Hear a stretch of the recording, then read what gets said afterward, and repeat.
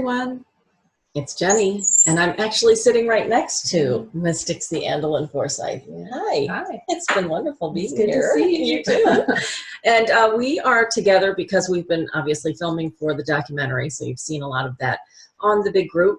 But we thought, since Timeless has been released, that we would talk about one of the more controversial topics, which is the chapter on high-risk behavior.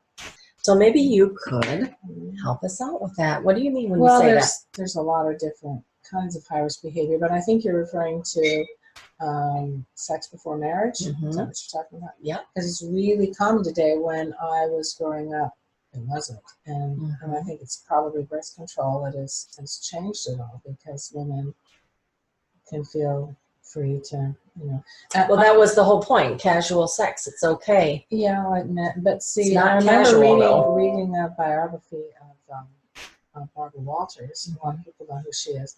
And she said that she never did that before she got married. Just nice girls do not do that. And because if you got pregnant and you weren't married, it was a social stigma. You were looked down on. And some Hollywood celebrities kind of flaunt it. They get a sperm donor and things like that. But the point is, with Fascinating Womanhood, especially for the timeless woman, is that those behaviors are high risk for women more than anything, more than men. And the reason they're high risk is because of the whole factor of women get bonded to men. Sex tends to bond us to men. We risk our heart getting broken, and we often do. We risk more venereal disease than guys do. We risk pregnancy, and if we do get pregnant, it's a lot bigger deal for us than it is for the guy.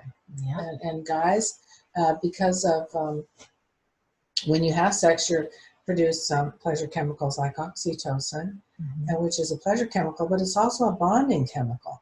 And although men produce it too, they also produce a lot of testosterone, which tends to block it.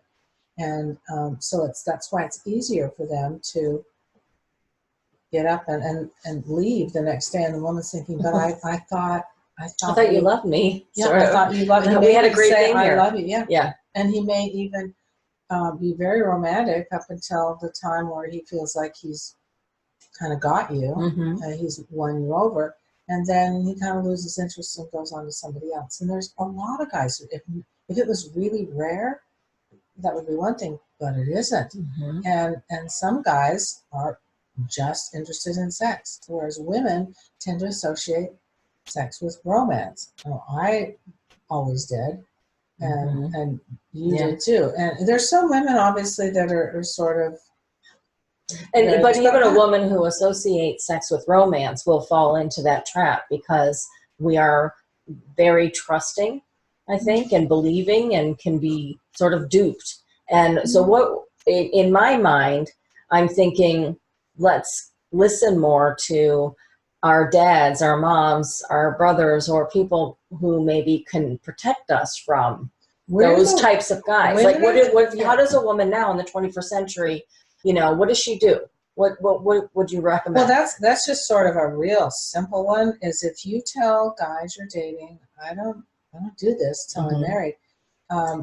They leave. A lot of guys who are really good guys will respect that. And if they're the ones that just love them and leave them types, they'll be gone. Yeah, that'll filter them out immediately. Yeah. And it's not a bad filter to do, because if you stop and think about it, ladies, we're the ones who the high risk thing falls more on us than anybody. We're the ones who risk the most. Our heart gets broken is probably the most common thing. And I've known so many women who. And in my situation, you get bonded to somebody who isn't right for you. Well, then you convince yourself. You do. That he really loves me, and I can make this work. I'll just forgive this behavior. He's cheating on you, and all that you think. And I know a woman who was married to a guy who was cheating on her for years, and she had no idea.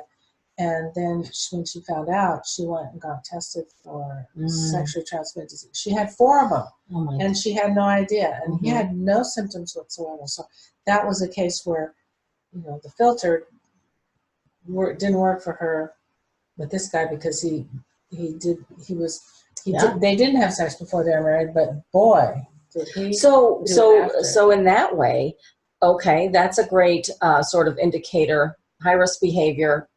It's a filter, but then we go on to the rat filter. Like, let's talk about that, because I think that, well, for single girls, yeah, Mhm. the rat filter really can help you. It isn't 100% foolproof, because nothing is 100% foolproof.